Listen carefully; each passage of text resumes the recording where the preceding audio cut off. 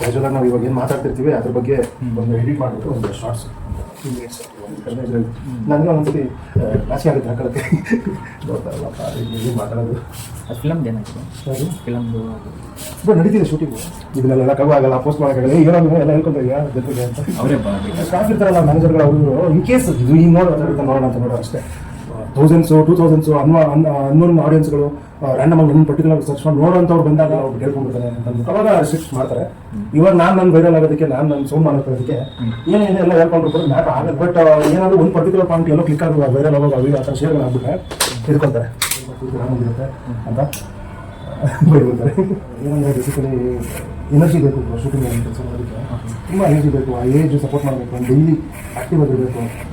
ಈಗ 26 ಎದ್ದು ಬಿದ್ದು ಮಾಡ್ತಾ ಇದ್ದೆ, ಕಷ್ಟ ಆದರೂ ಏನು ಸುಸ್ತು ಬಿದ್ದಿದ್ದೀರಾ ಮಾಡ್ತಾ ಇದ್ದೆ. ಏನು ಮಾಡ್ತಾ ಇದ್ದೀನಿ ಇಲ್ಲಿ ನಾನು, ಏನಾಗೋಯ್ತು ಮದುವೆ ಹೋಗಿ ಬಂತು, ಹಿಂಗೆ ಆಗೋದ್ರೆ ಹಿಂಗೆ ರೆಕಗ್ನೈಸೇಷನ್ ಸಿಗ್ತಾ ಬಿಡೋ ಇಲ್ಲೇ ಅದು ಇಲ್ಲದೆ ಇದು ಇಲ್ಲದೆ ಸೆಂಟ್ರಲ್ ಸಿಕ್ಕಾಕೊಂಡು ಮಾಡ್ಕೊಳಕ್ಕಾಗದೆ ಹೇಳ್ಕೊಳಕ್ಕಾಗದೆ ಬಿಟ್ಕೊಳಕ್ಕಾಗದೆ ಅದು ಹಂಗಿದ್ದಾಗ ತುಂಬ ಡಿಸ್ಟರ್ಬ್ ಆಗಿಬಿಡುತ್ತೆ. ಅಲ್ಲಿ ವರ್ಕ್ ಮಾಡೋದಕ್ಕೂ ಮೈಂಡ್ಸೆಟ್ ಸರಿ ಇರಲ್ಲ.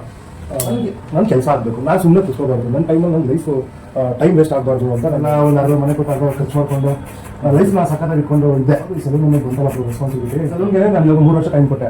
ಅದಕ್ಕೆ ಮುಂಚೆ 3 ವರ್ಷ KGF 2 ರಿಲೀಸ್ ಆದ್ಮೇಲೆ 3 ವರ್ಷ ಟೈಮ್ ಕೊಟ್ಟೆ. ಆ 3 ವರ್ಷ ನಾನು ಅಂಗಡಿ ಕನ್ಸ್ಟ್ರಕ್ಷನ್ ಅಥವಾ ಏನಾದರೂ ಮಾಡಬೇಕು ಅಂತ ನಾನು ಅವರು ಇದು ಸ್ಟಾರ್ಟ್ ಮಾಡಿಲ್ಲ, ಪ್ರಾಜೆಕ್ಟ್ ಲೇಟ್ ಆಗುತ್ತೆ. ಸೊ ನಾನು ಆ ಕಡೆ ಫಿಲ್ಮ್ ಇಂಡಸ್ಟ್ರಿ ಅಂತ ನಂಬ್ಕೊಂಡು ಕೂತ್ಕೊಂಡ, ಇಲ್ಲಾಂದರೆ ಈ ಕಡೆ ಸಲೂನ್ ಅಂತ ಸ್ಟಾರ್ಟ್ ಮಾಡ್ಕೊಂಡು ಲೈಫ್ ಲೀಡ್ ಮಾಡ್ಕೊತಾ ಹೋಗ್ಲ, ಮಾಡ್ಕೊಳ್ಳೋದಕ್ಕೆ ದುಡ್ಡಲ್ಲಿದೆ, ಲೋನ್ ಮಾಡ್ಕೊತಾ ಇದ್ದೀನಿ. ಅದೆಲ್ಲ ಪ್ರತಿಯೊಂದು ಚಾಲೆಂಜಿಂಗ್ ಕೊಡ್ತಾರೆ.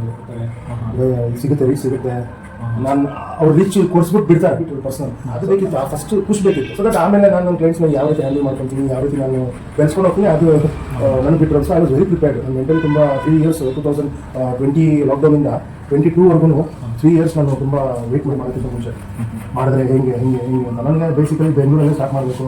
ಇಂದ್ರಾನಗರಲ್ಲಿ ನಮ್ಮ ಸುಮಾರು ಕ್ಲೈಂಟ್ಸ್ ಇದ್ದಾರೆ, ಇಟ್ಕೊಂಡು ಸುಮಾರು ಜನ ಕಾಂಟ್ಯಾಕ್ಟ್ ಮಾಡಿ ಅಪ್ರಿಷಿಯೇಟ್ ಮಾಡ್ತಾಯಿದ್ರು. ನಾನು ಎಷ್ಟೊಂದು ಮಾಡ್ಕೊಂಡು ಬಂದು ಮಾಡಿ ನಾನು ಹೇರ್ ಕಟ್ ಕೊಡಿ ಅದು ಸುಮಾರು ಜನ ಅಲ್ಲಿ ಅವ್ರಿಗೆಲ್ಲ ನಾನು 1000 rupees 1500 rupees ಒಂದು ಹೇರ್ ಕಟ್ ಚಾರ್ಜ್ ಮಾಡ್ತೀನಿ ಕೊಡ್ತೀನಿ. ಅಲ್ಲಿದ್ದ ಲೈಫೇ ಬೇರೆ. ದೇವನಹಳ್ಳಿ ಇಂಪ್ರೂವ್ಮೆಂಟ್ ನೋಡಿದೆ, ದೇವನಹಳ್ಳಿ ಅಪಾರ್ಟ್ಮೆಂಟ್ಗಳು ನೋಡಿದೆ, ದೇವನಹಳ್ಳಿ ಬರ್ತಿದ್ದು ಹೊಸ ಜನರು ತಾಯಿ ಎಲ್ಲ ವರ್ಷಗಟ್ಟಲೆ 30 ವರ್ಷ ನಮ್ಮಮ್ಮ, 35 ವರ್ಷ ನಮ್ಮಪ್ಪ, ಆಲ್ಮೋಸ್ಟ್ 40 ವರ್ಷ ನಮ್ಮಪ್ಪ. ವರ್ಷಗಳ ಎಕ್ಸ್ಪೀರಿಯನ್ಸ್ ಒಂದು ಅಂಗಡಿ ಕಟಿಂಗ್ ಶಾಪ್ ಇಟ್ಕೊಂಡು ಅವರು ಇಟ್ಕೊಂಡು ಬೆಳೆಸಿದ ಹೆಸರನ್ನ ನಾನೊಂದು ಲೆಗಸಿ ಥರ ಕ್ರಿಯೇಟ್ ಮಾಡೋಣ.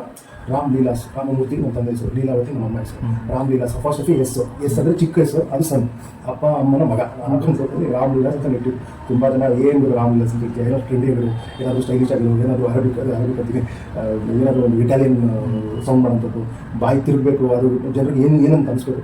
ನಾನು ಅದಕ್ಕೆ ನಮಗೆ ಎಮೋಷನ್ ಬೇಕು. ಟ್ರೆಂಡಿ ನೇಮ್ಸ್ಗಳೆಲ್ಲ ಎಲ್ಲರೂ ಇರ್ತಾರೆ, ಎಷ್ಟೋ ಹಾರ್ಡ್ ವರ್ಕ್ ಮಾಡ್ತಾರೆ. ನನ್ನ ಅವಶ್ಯಕತೆ ಇರಲಿಲ್ಲಲ್ಲ. ಅದಕ್ಕೆ ಅಪ್ಪನೂ ಇದೆ ಫೀಲ್ಡು, ಅಮ್ಮನೂ ಇದೆ ಫೀಲ್ಡು, ನಾನು ಇದೆ ಫೀಲ್ಡು, ನಮ್ಮ ಅಕ್ಕನೂ ಇದೆ ಫೀಲ್ಡು.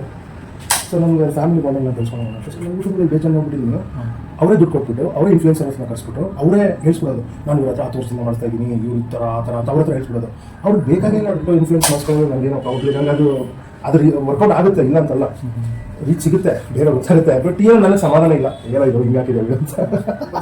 ಏನು ಹಿಂಗೆ ಮಾಡೋದೆ, ಹಂಗೆ ನೋಡಿ ಬಟ್ಟೆ ಹಾಕೊಂಡೆ, ಅಲ್ಲಿ ಹಿಂದೆಗಡೆ ಲೈಟ್ ಆಗಿದೆ, ನೋಡಿ ಗಡ್ಡ ಇಲ್ಲ, ಇವ್ನು ಹೇರ್ ಸ್ಟೈಲಿಸ್ಟ್ ಹಾಕೋದು ನೋಡೋಣ, ನೀವು ನೋಡಿ ನಿಮಗೆ ಏನು ಪ್ರೂಫ್ ನೀವು ಯೂಸ್ ಮಾಡಿರೋದು ನನಗೆ ರೀಚ್ ಸಿಗುತ್ತೆ. ನೀನು ಬಂದು ನಾನು ಪ್ರೂಫ್ ಕೇಳ್ತೀಯಾ, ಕೊಡ್ತೀನಿ ಬಾ, ಏನು ಪ್ರೂಫ್ ಬೇಕು ನಿಮಗೆ, ನಿಮ್ಗೆ ನನಗೂ ಪ್ರೂಫ್ ಬೇಕಾ, ನೀವು ಗಲಾಟೆ ಮಾಡ್ದ ಬಾ ಎಷ್ಟೋ ವರ್ಷ ಕರ್ಕೊಂಡು ಹೋಗ್ತೀನಿ. ಅವರೇನಾದ್ರು ಇಲ್ಲ ಅನಿಸ್ಬಿಡ್ಲಿ, ಮನೇಲಿರೋದು ಮಾಡಿರೋದು ಇಲ್ಲ ಅನಿಸ್ಬಿಡ್ಲಿ, ನಾನು ಪ್ರೂವ್ ಮಾಡ್ತೀನಿ. ಈಗ ಬೇಸಿಕಲಿ ನಾನು ಈಶ್ವರ್ ಮಾಡಿರೋದು ನಮ್ಮ ದೇವರಲ್ಲಿ ನನಗೆ ಯಾರಿಗೂ ಗೊತ್ತಿಲ್ಲ ಸಿಗೋದು. ಗೊತ್ತಿದ್ದಿದ್ರೆ ನಾನು ಹಿಂಗೆ ಕುತ್ಕೊಳ್ತಾನೆ ಇರಲಿಲ್ಲ ಅವನಿಗೆ. ನಾನು ಅವ್ರು ಮಾಡಿದ್ದೀನಿ ಅನ್ನೋದು ಒಂದೇ ನನಗೆ ಸೀಮಿತ ಅಲ್ಲ, ಅದೇ ಲಾಸ್ಟ್ ಅಲ್ಲ ನನಗೆ. ಬಿಕಾಸ್ ನೆಕ್ಸ್ಟ್ ಜನ್ರೇಷನ್ ಚೇಂಜ್ ಆಗ್ತಾ ಇರುತ್ತೆ, ಲುಕ್ ಚೇಂಜ್ ಆಗ್ತಾ ಇರುತ್ತೆ. ನನಗೆ ಅದು ಬೇಕು, ನನಗೆ ಒಂದು ಸ್ಟೆಪ್ ಮುಂದೆ ಇದೆ ನಾನು ಆಲ್ರೆಡಿ. ಸೊ ಅವ್ರಿಗೆ ನಾನು ಸಂತೋಷ ಸ್ಟ್ರೈಟ್ ಫಾರ್ವರ್ಡ್ ಅಲ್ಲೇ ಆಲ್ಮೋಸ್ಟ್ ಒಂದು ಎರಡು ಹಾಡಲ್ಲಿ ಮಾಡಾಕಿದ್ದೀನಿ ಎಲ್ಲ ಹೆಸರು ಕೂಡಿ ಕಸ ಮಾಡೋದು. ಅದರಲ್ಲಿ ಒಂದೊಂದು ಸೂಟಿ ಒಂದೊಂದು ಬಟ್ಟೆ ಬಂತಾರೆ, ನೆಕ್ಸ್ಟ್ ಕ್ರಿಯೇಟ್ ಮಾಡಿ ಮಾಡಿದೆ. ಅವ್ರು ಬೇಡ ಅಂದರು, ನಾನು ಫೋನ್ ಹಾಕೋದಿಲ್ಲ, ಬೇಡ ಅಂದರು, ಹಾಕಿ ಹೇಳ ಅಂತ ರಿಕ್ವೆಸ್ಟ್ ಮಾಡಿ ಫೋನ್ ಹಾಕ್ತಾ ಇದ್ದೀನಿ. ವ್ಯಾಂಪೈರ್ ಒಂದು ಶಾಪ್ ಇತ್ತು ಸಾಂಗಲ್ಲಿ, ಸೆಲ್ಫ್ ಮೇಡ್ ಶಹಜಾರ್ ಅಂತ. ಆ ವ್ಯಾಂಪೈರ್ ಬುಕ್ಕು ಹೆಂಗಿರುತ್ತೆ, ವ್ಯಾಂಪೈರ್ ಪೂರ್ತಿ ಹಿಂದೆಗಡೆಲ್ಲ ಎತ್ತಿರುತ್ತೆ, that is called book style ಅಂತ. ಸೊ ಆ ಬುಕ್ನ ಮೇಲೆ ಎತ್ತಿದಾಗ ಅವರು ಏನೋ ಇಷ್ಟು ಇದೆ ಅಂತ ಅವ್ರು ಒಪ್ಕೋತಾರೆ. ಈ ಟೈಮ್ ಡೈರೆಕ್ಟರ್ ಅಥವಾ ಯಾರಾದರೂ ಕ್ಯಾಮ್ರಾಮನ್ ಏನಾದರೂ ಬಸ್ ಅದು ಭರವಸೆ ಬಂದುಬಿಟ್ರೆ ಇಮಿಡಿಯೇಟ್ ಬಂದುಬಿಡುತ್ತೆ. ಅವ್ರು ನನಗೆ ಸಂತೋಷ್ ರೈ ಫೋರ್ಡಲ್ಲಿ ಪರಿಚಯ ಆದಾಗ ಇಟ್ ವಾಸ್ ವೆರಿ ಎಕ್ಸ್ಪೆರಿಮೆಂಟಲ್. ಎಲ್ಲ ಟ್ರೈ ಮಾಡಬೇಕು, ಎಲ್ಲ ಹೊಸದಾಗಿ ಏನಿದೆ ಎಲ್ಲ ಮಾಡಬೇಕು. ಇದೆ ಸರ್. ನನಗೆ 2016 ಅವ್ರು ನನಗೆ ಇದ್ದಿದ್ದು ಬಾಂಡಿಂಗು, ಅವ್ರು ನನಗೆ ಚಿನ್ನ ಅಂತ ಕರಿತಿದ್ದು, ಅವ್ರ ಪಕ್ಕದಲ್ಲಿ ನಾನು ಕುತ್ಕೊಂಡು ಊಟ ಮಾಡ್ತಾ ಇದ್ದಿದ್ದು. ಆ ಟೈಮಲ್ಲಿ ಏನಾದರೂ ನನಗೆ ಸೋಷಿಯಲ್ ಮೀಡಿಯಾ ಅನ್ನೋದು ಹಿಂಗಾಗುತ್ತೆ, ಇಷ್ಟು ದುಡ್ಡು ಬರುತ್ತೆ, ಇಷ್ಟು ಫೇಮ್ ಸಿಗುತ್ತೆ ಅಂದಿದ್ರೆ ಬ್ಲಾಗ್ ಮಾಡ್ಬಿಡ್ತಾ ಇದ್ದಾರೆ. ನಾವು ಪಕ್ಕದಲ್ಲಿ ಕುತ್ಕೊಂಡು ಏನಾದ್ರು ಹೇಳಿ ಅಂತ ದಿನ ಡೈಲಿ ಲೈಫ್ ಸ್ಟೈಲ್ ತೋರಿಸ್ಬಿಡ್ತಾ ಇದ್ದೆ. ಹಿಂಗೆ ತಿಂತಾರೆ, ಹಿಂಗೆ ಬರ್ತಾರೆ, ಇಷ್ಟೊಂದು ಎದುರ್ತಾರೆ, ಇಲ್ಲಿ ಹಿಂಗೆ ಹೋಗ್ತಾರೆ, ಇಲ್ಲಿ ಈ ಶಾಂಪು ಯೂಸ್ ಮಾಡ್ತಾರೆ, ಹಿಂಗೆ ಲೈಫ್ ಆಗ್ತಾರೆ, ಈ ಥರ ಮಾಡ್ತಾರೆ, ಈ ಥರ ಚೂಸ್ ಮಾಡ್ತಾರೆ. ಅವ್ರ ಬಗ್ಗೆ ಫುಲ್ ಆಗಿ ಕ್ರಿಯೇಟ್ ಮಾಡಿ ನಾನು ಅವ್ರಿಗೆ ಪರ್ಸನಲ್ ಡಿಕ್ಷನರಿ ಹಾಕ್ಬಿಟ್ಟಿದ್ದೆ. ಯಾರಾದ್ರು ಬಂದು ಎಷ್ಟು ಏನು ಕೇಳಿದ್ರು ನಾನು ಹೇಳೋ ಥರ ಆಗ್ಬಿಟ್ಟಿದ್ದೆ. ಅವಾಗ BGMI PUBG ಅದು ಅಡಿಕ್ಷನ್ ಆಗ್ಬಿಟ್ಟಿದೆ. ಟೈಮ್ ವೇಸ್ಟ್ ಟೈಮ್ ಸ್ಪೆಂಡ್ ಮಾಡಬೇಕಲ್ಲ ಟೈಮ್ ಪಾಸ್ಗೆ. ನಾನು ಮೊದಲೇ ಗೇಮ್ ಆಡೋದು, ಚಿಕ್ಕ ಹುಡುಗನಿಂದ ನಾನು ಗೇಮ್ ಆಡೋದು. ಕಂಪ್ಯೂಟರ್ ಗೇಮ್ಸು, ವಿಡಿಯೋ ಗೇಮ್ಸ್ ಅಂದರೆ ನನ್ನ ಪ್ರಾಣ. ನನಗೆ ಯಾವ ಗೇಮ್ ಅನ್ನು ಕಂಪ್ಲೀಟ್ ಮಾಡೋದು ನನಗೆ ಗೇಮ್ ಆ ಥರ ಇತ್ತು. ನಾನು ಆ ಥರ PUBG ಅಂತ ಗೇಮ್ ಕೊಟ್ಬಿಟ್ಟು ಇಲ್ಲ ಒಂದು ಕಡೆ ಲೈಫ್ ಕಾನ್ಸಂಟ್ರೇಷನ್ ಊಟ ಮಾಡ್ತಿರ್ಲಿಲ್ಲ, ನಿದ್ದೆ ಮಾಡ್ತಿರ್ಲಿಲ್ಲ. UP ಅಂದರೆ UCಗಳು ಎಷ್ಟು ದುಡ್ಡು ಕೊಟ್ಟು ನನಗೆ ಒಂದು ಯಾವುದಾದ್ರು ಕಾಸ್ಟ್ಲಿ ಇಷ್ಟ ಆಯ್ತು ಅಂತಂದ್ರೆ ಅದು ತೊಗೊಳ್ಳೇಬೇಕು. ನನ್ನ ಅಕೌಂಟ್ ಯಾವುದಾದ್ರು ಬಟ್ಟೆ ಬಿಟ್ಟರೆ ಅದರಲ್ಲಿ ಏನಾದರೂ ಡ್ಯಾನ್ಸ್ ಮಾಡೋದು ಏನಾದರೂ ಅಂತ ಇಷ್ಟ ಆಯ್ತು ತೊಗೊಳ್ಳೇಬೇಕು. ಅಚ್ಚ ಒಂದು 4 ವರ್ಷ ನಿಮಗೆ ಫ್ರೀ ಫೈರ್ ಅದೇ PUBG ಅನ್ನೋದು ಬ್ಯಾನ್ ಆದಮೇಲೆ ಫ್ರೀ ಫೈರ್ ಬಂತು. ಫ್ರೀ ಫೈರು ಒಂದು ಸರ್ಟೇನ್ ಟೈಮಲ್ಲೇ ಒಂದು ಬೂಸ್ಟ್ ಹೊಡ್ಬಿಡ್ತದೆ. ನಾನು ಫ್ರೀ ಫೈರ್ ಆಡಿದೆ, ನನಗೆ ಇಷ್ಟ ಆಗಲಿಲ್ಲ ಅದ್ರದ್ದು ಗ್ರಾಫಿಕ್ಸ್ ಇದು ಅದೆಲ್ಲ. ಬಟ್ ಅದು ಇವಾಗ ನೋಡಿದ್ರೆ ಅದು ಅದಕ್ಕೇ ಸಪ್ರೇಟ್ ಫ್ಯಾನ್ ಬೇಸ್ ಇದೆ. ಎಷ್ಟು ಜನ ಆಡ್ತಾ ಇದ್ದಾರೆ. ಅದು ನನಗೆ BGMI ಆಲ್ಮೋಸ್ಟ್ ಅಲ್ಲಿ 60% ಕಾಪಿನೇ ಅದು. ನಾನು ಟ್ರೈ ಮಾಡಿದ್ವಿ ಫ್ರೀ ಫೈರ್, ನಾನು ಇನ್ಸ್ಟಾಲ್ ಮಾಡಿದೆ ಗರಿನಾ ಇದರಿಂದ ಪ್ರೊಡಕ್ಷನ್ದು. ನಾನು ನಮ್ಮ ಫ್ರೆಂಡ್ಸ್ ಎಲ್ಲ ನಮ್ಮ ಸ್ಕ್ವಾಡ್ ಇತ್ತು, ನಾವು ಆಡಿದ್ವಿ ಒಂದು ಸ್ವಲ್ಪ ದಿನ. ಅದೇನು ಆ PUBG ಆಡಿರೋದಕ್ಕೆ ಫ್ರೀ ಫೈರ್ ಅಷ್ಟು ಸೆಟ್ ಆಗಿದೆ. ಯಾವ ಥರ ನಾನು ಟ್ರೈ ಮಾಡ್ಬೋದಾಗಿತ್ತು ಅಂತ ಅನಿಸ್ತದೆ. ಬೇರೆ ಫೀಲ್ಡ್ ರಿಯಲ್ ಎಸ್ಟೇಟ್ ಎಲ್ಲ ಇಂಡಸ್ಟ್ರಿಗೂ ಟ್ರೈ ಮಾಡಿದೆ. ಸ್ಟಾಕ್ ಮಾರ್ಕೆಟಿಂಗ್ ಟ್ರೈ ಮಾಡಿದೆ, ರಿಯಲ್ ಎಸ್ಟೇಟ್ ಟ್ರೈ ಮಾಡಿದೆ. ಪ್ರತಿಯೊಂದು ಫೀಲ್ಡಲ್ಲಿ ನಾನು ಟ್ರೈ ಮಾಡಿರೋದು ಎಲ್ಲನೂ ಒಂದೊಂದು ಎಕ್ಸ್ಪೀರಿಯನ್ಸ್ ಆಗಿದೆ ನನಗೆ. ಇದ್ರ ಮೇಲೆ ನಾನೇ ಸ್ಟಾರ್ಟ್ ಮಾಡ್ತಾ ಇಲ್ಲ, ಅದನ್ನ ಹೇಳಿ ನಾನು ಸ್ಪೀಡ್ ಅದನ್ನು ಕ್ರಿಯೇಟ್ ಮಾಡ್ತಾ ಇದ್ದೀನಿ. ಬರೀ ಇದು ಏನೋ ಮಾರ್ಕೆಟಿಂಗ್ಗೆ ಇದು ಮಾಡ್ಕೊತಾ ಇದೆಯಾ, ಆಗೋಯ್ತು ನಿಮ್ಮ ಲೈಫ್ ಅಂತ ಇವಾಗ ಅವ್ರು ಹಿಡ್ಕೊಂಡಿದ್ಯಾ, ಇಷ್ಟು ವರ್ಷದಿಂದ ಮಾಡ್ಕೊಂಡಿಲ್ಲ ನೀನು, ಇವಾಗ ಬೇಕಾಯ್ತು ಅವರು ನಿಮಗೆ ಅನ್ನೋ ಥರ ಮಾತಾಡಿದೆ. ಆಬ್ವಿಯಸ್ಲಿ ಹೌದು, ನಾನು ಮಾಡ್ಕೊಂಡಿಲ್ಲ. ಯಾಕೆ ಮಾಡ್ಕೊಂಡಿಲ್ಲ? ನಮ್ಮದು ಅವ್ರದ್ದು ಎಷ್ಟೊಂದು ಬಾಂಡಿಂಗ್ ಅದು ಚೆನ್ನಾಗಿತ್ತು. ಅವ್ರು ನಮ್ಮನ್ನು ಕ್ಲೋಸ್ ಆಗಿ ಇಟ್ಕೊಂಡಿದ್ದೆ. ನಾವು ತರಲೆ ಕೆಲಸಗಳು ಮಾಡ್ತಾ ಇರಲಿಲ್ಲ. ಸುಮ್ಮನೆ ಫೋಟೋಗಳು ಹಾಕೊಂಡು ಹುಡುಗರಿಗೆ ಇಂಪ್ರೆಸ್ ಮಾಡೋದು, ಅಥವಾ ಮೀಟ್ ಮಾಡ್ತೀನಿ ಬಾ ಅಂತ ಯಾರೋ ಹುಡುಗರ ಹತ್ರ ದುಡ್ಡು ಇಸ್ಕೊಳ್ಳೋದು, ಸೋಷಿಯಲ್ ಮೀಡಿಯಾದವ್ರಿಗೆ ಇವ್ರ ಬಗ್ಗೆ ನಾವೇನೋ ಇನ್ಸೈಟ್ ಟಾಕ್ಸ್ ಎಲ್ಲ ಹೇಳಿ ವೈರಲ್ ಮಾಡಿಸೋದು ಅವ್ರದ್ದು. ಸೊ ಪ್ರತಿಯೊಂದು ಮೂಮೆಂಟಲ್ಲೂ ನಾವು ಅವ್ರಿಗೆ ಇಷ್ಟ ಆಗದಿರೋಂಥ ಕೆಲಸಗಳು ಯಾರೂ ಮಾಡ್ತಾ ಇರಲಿಲ್ಲ. ಜೊತೆಲಿ ಇಟ್ಕೊಳ್ಳೋದು, ಸುಮ್ಮನೆ ಎಲ್ಲರೂ ಇಟ್ಕೊಳ್ಳೋದೇ ಇಲ್ಲ. ಅವರು ಇಂಡಿಯಾಸ್ ಮೋಸ್ಟ್ ವಾಂಟೆಡ್ ಹೀರೋ ಅದು. ಸೊ ಇವಾಗ ವರ್ಲ್ಡ್ ಮೋಸ್ಟ್ ವಾಂಟೆಡ್ ಹೀರೋ ಆಗಬೇಕು ಅಂತ ಅವ್ರಿಗೆ ಬೇರೆ ಇಂಡಸ್ಟ್ರಿಗಳೆಲ್ಲ ಟ್ರೈ ಮಾಡಿಬಿಟ್ಟಿದ್ದೀನಿ. ಆರ್ಗನೈಸೇಷನ್ ಇದ್ದು ಈವೆಂಟ್ಗಳನ್ನ ಮಾಡೋದಾಗಲಿ ಇದನ್ನು ಟ್ರೈ ಮಾಡಿಬಿಟ್ಟಿದ್ದೀನಿ. ಸ್ಟಾಕ್ ಮಾರ್ಕೆಟಿಂಗ್ ಟ್ರೈ ಮಾಡಿದ್ದೀನಿ, ಕ್ರಿಪ್ಟೋ ಕರೆನ್ಸಿ, ಈ ಥರದ ಸುಮಾರು ವಿಷಯಗಳು ನಾನು ಮಾಡಿಬಿಟ್ಟಿದ್ದೀನಿ. ಎಲ್ಲ ಟ್ರೈ ಮಾಡಿಬಿಟ್ಟಿದ್ದೀನಿ, ಯಾವುದೂ ಬಿಟ್ಟಿಲ್ಲ. ರಿಯಲ್ ಎಸ್ಟೇಟ್ ಹೋದ್ರೆ ಏನಾಗುತ್ತೆ, ವೇಟ್ ಮಾಡಬೇಕು, ಟೈಮ್ ಬರಲ್ಲ.